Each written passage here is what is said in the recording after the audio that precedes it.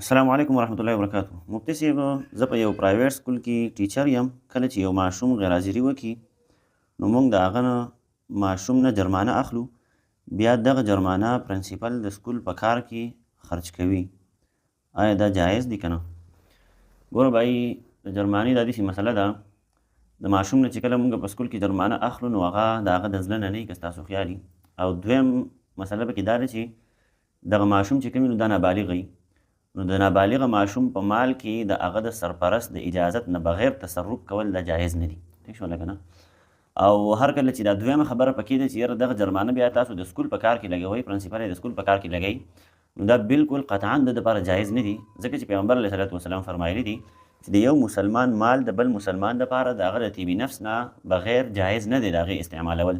ټیک شوله که نه؟ دا خو لا مطلب پیسې تاسو واخیستلې، هغه تاسو استعمال کړئ، یو څیز ما تا له هسې درکو په هغې کې بیا تا ته د هغې د استعمالولو د تصرف کولو اجازت نشته دی. مثال په طور باندې ما چا د خپل پیزار اجازت نه دی ورکړی او دی زما د پیزار استعمالی د ځان دپاره، نو ده ته دا اجازت نشته دی او د دپاره دا جایز نه دي، ځکه چې په دغې کې زما رضا شامل حال نه ده. نو بهرحال د طیبي نفس نه علاوه د طیبي نفس نه بغیر د یو مسلمان مال خرج کول او په هغې کې تصرف کول د دې هېڅ چاته هم اجازت نشته دی. نو بهرحال دغه کم ماشومان چې تاسو د جرمانې اخلئ نو د دې ښه طریقه دا ده، ښه صورت دا دی چې دا خیر د سزاوار د هغې نه د جرمانه اخلئ، خو بیا په میاشت په اخره کې یا د کال په اخره کې دغه پیسې تاسو ځان سره حساب د هغې په رجسټر کې کلیر لیکئ او دغه پیسې بیا دغه ماشومانو ته واپس کوئ.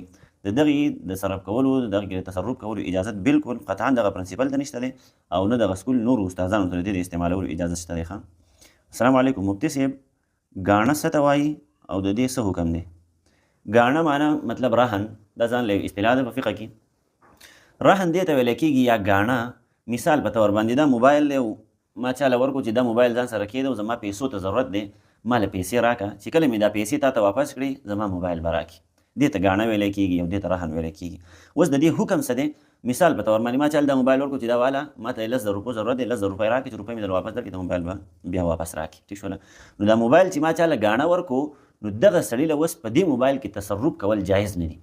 څه باندې پوهېږي؟ مطلب دا موبایل ما چاله ورکړلی نو هغه زما په دې موبایل کې هېڅ قسمه تصرف نشي کولی، مطلب دا خرڅولی هم نشي چې په دې باندې ځان له پیسې رانغدي کړي، دا استعمالولی هم نشي، په دې کې څه نقص نقصان راوستلو هغې ته هم اجازت نشته دی، ځکه چې دا سود خو نه دی خو د سود شیبه ده. او عبدالله ابن مسعود یا عبدالله ابن عباس رضی الله عنه غالبا فرمایي چې پیغمبر علیه صلات وسلام موږ ته وفرمایل چې تاسو د سود د شیبې نه هم ځان بچ کړئ. نو په دې کې د سود شیبه راځي، د دغې وجې نه کوم رهن څیز چې دی په هغې کې د تصرف کولو دغه کس ته اجازت نشته دی، دا چا چې ځان سره ګاڼه ایښودلې ده.